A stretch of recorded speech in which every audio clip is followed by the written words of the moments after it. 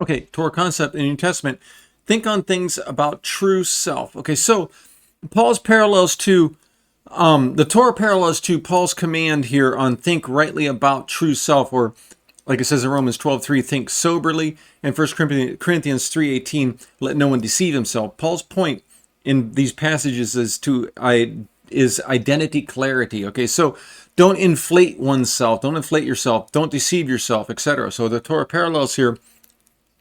One, the Torah's core identity principle, remember who you are. Paul's exhortation to think rightly about oneself echoes the Torah's repeated command to remember your true identity as God's covenant people. Exodus chapter 19, Deuteronomy chapter 7, chapter 8, and so forth. Okay, so two, the Torah's warning against self-deception. So Paul, let no one deceive himself in 1 Corinthians 3 is a direct continuation of the Torah's warning about self-deception leading to covenant drift. Okay, so we got Genesis chapter 3, Deuteronomy chapter 9 and 29, as examples. Torah's call to sober thinking, like we read in Romans chapter 12, verse 3, uses the phrase sophrenōin, to think with sound judgment. So in the Torah, repeatedly commands Israel to think with clarity.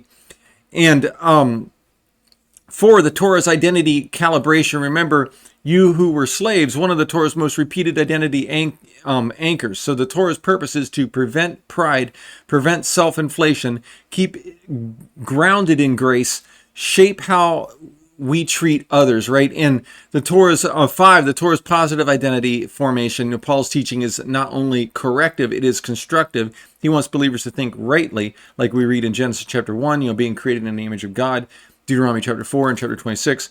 So the context here, the Torah is the foundation for what Paul is in his identity framework. And it's that you are to choose by grace. You must not deceive yourself. You must think with clarity and humility. You must remember your obedience or dependence on God. And you must live according to the covenant, right, of God. And so the core insight here is that Paul's identity themes, to think soberly and do not deceive yourself, come from Torah. They're based on these Torah concepts. Again, this is how Paul taught Torah in the New Testament. The Torah has not passed away.